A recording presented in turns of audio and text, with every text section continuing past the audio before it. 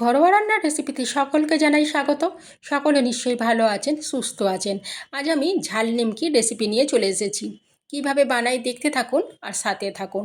তার জন্য নিয়ে নিয়েছি আমি এখানে ময়দা নিয়েছি 1 বাটি, আটা নিয়ে নিয়েছি, কালো জিরে নিয়েছি, চিলি ফ্লেক্স নিয়ে নিয়েছি, গোটা জিরে নিয়েছি আর কাঁচা লঙ্কা খুব ছোট ছোট করে কুচি করে নিয়েছি।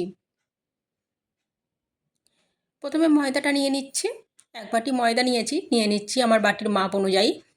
নিয়েছি 1 বাটি আটা, সেটাও নিয়ে নিয়েছি। 1 চামচ কালো জিরে নিয়েছি, দিয়ে দিচ্ছি।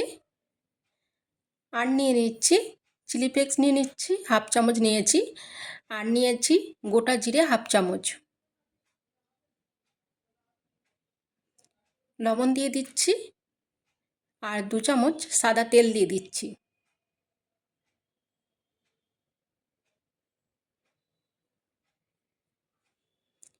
এক চামচ চিনি নিয়ে নিচ্ছি আর অল্প পরিমাণ 1 চিমটি খাবার সোডা দিয়ে দিলাম। দিয়ে এটা খুব ভালো করে এখন মিশিয়ে নেব আমি।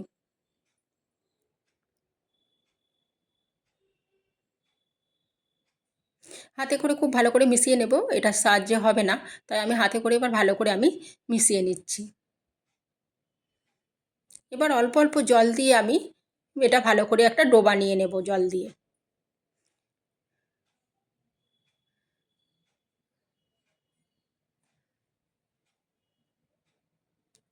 খুব ভালো করে ঢাকুন মেখে নেব আমি হাতে করে। এবার যে কাঁচা লঙ্কা কুচিগুলো করে রেখেছিলাম একটু শেষের দিকে দিলাম আমি, নালে হাত জ্বালা করতে পারে। এমনি চিলি ফ্লেক্সটা আছে, তার সঙ্গে আবার কাঁচা লঙ্কা, ঝাল যেহেতু নাম সেই জন্য ঝাল নিমকি, সেই জন্য একটু ঝাল ঝাল হবে। এবার আমি কাঁচা লঙ্কাটা দিয়ে খুব ভালো করে মেখে নিচ্ছি, নিয়ে এটা আমি এখন চাপা দিয়ে রাখছি আমি। আর এদিকে আমি 2 চামচ ময়দা নিয়েছি আর ঘি নিয়েছি 3 চামচের মতো, সেটা দিয়ে ভালো করে একটা মিক্সড করে নিচ্ছি ময়দা আর ঘি দিয়ে। ঘিটা ঘরের বানানো, তাই একটু হলুদ কালার হয়ে আছে, হলুদ লাগছে একটু ঘিটা। এবার ডোটা আমি যতটা হয়েছে সেটা 3টের মতো রুটি করে যেমন লেচি হয় সেরকম 3টে আমি কেটে নিচ্ছি এটা থেকে। একটু হাতে করে একটু গোল করে নিচ্ছি। এবার এটা আমি ভালো করে বেলে নেব, যেমন করে রুটি বেলা হয় সেইভাবেই বেলে নিতে হবে।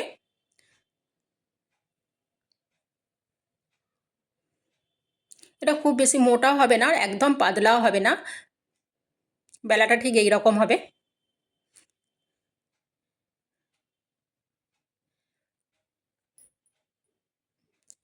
ঠিক এইভাবে বেলে নিলাম। এবার যে আমি ময়দা আর ঘি দিয়ে যে মিশ্রণটা তৈরি করে রেখেছিলাম সেটা ভালো করে এর ওপরে মাখিয়ে নেব আমি। দিয়ে ঠিক এইভাবে ওপর দিকে তুলে নেব গোল গোল পাকিয়ে এইভাবে একদম। ভাঁজগুলো যে পড়েছে তাতে যাতে না খুলে যায় সেই জন্য একটু ভালো করে এইভাবে একটু গোলটাকে চেপে চেপে নিতে হবে। এবার আমি এটাকে একটা ছুরির সাহায্যে কেটে নেব। নিমকিটা যে অনুযায়ী বড় রাখবেন সেইভাবে এরমভাবে কেটে নিতে হবে। আমি এই সাইজের নিয়েছি। এবার এক একটা এইভাবে বেলে নেব আমি। প্রথমে লুচির মতন ভেলে নেব, তারপরে মাঝখানটা চাপ দিয়ে দেবো এক পাল্টা দিয়ে, আবার একবার মাঝখানটা চেপে দেবো, নাহলে খুলে যাবে। সেই জন্য ঠিক এইভাবে বানিয়ে নেব আমি। 3-4টে করে দেখিয়ে দিচ্ছি। ঠিক প্রথমে আগে লুচির মতো ভেলে নিতে হবে, তারপরে একটা ভাঁজ দিতে হবে, দিয়ে একটু চেপে দিতে হবে মাঝখানটা। ঠিক এইভাবে বুঝতে পেরেছেন নিশ্চয়ই কীভাবে বেলতে হবে আর ভাঁজটা কীভাবে দিতে হবে। আমি 3-4টে দেখিয়ে দিলাম, ঠিক এইভাবে বানিয়ে নেবেন। এবার আমি কড়া বসিয়ে দিয়েছি, গরম হয়ে গেছে। আমি সাদা তেলে ভাজবো এটা, সাদা তেল দিয়ে দিচ্ছি। তেল গরম হয়ে গেছে। এবার আমি যেগুলো এগুলো বানিয়ে রেখেছি সেইগুলো আগে ভেজে নিচ্ছি।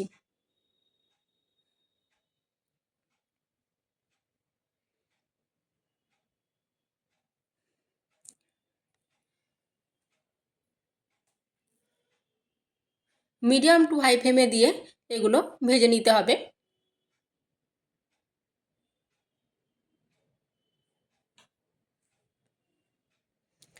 বেশ এরকম মুচমুচে করে ভেজে নিতে হবে। এগুলো ভাজা হয়ে গেল, আমি তুলে নিলাম। আমি আবারও একবার দিয়ে দিচ্ছি, দিয়ে ঠিক একইভাবে লাল লাল করে ভেজে আমি তুলে নিচ্ছি।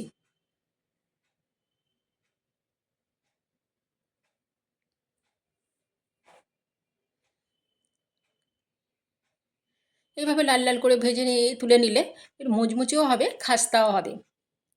এইভাবে একবার বানিয়ে খাবেন আর কেমন লাগলো অবশ্যই জানাবেন। সব কটা আমি তুলে নিলাম, সব আমি ভেজে তুলে নিলাম।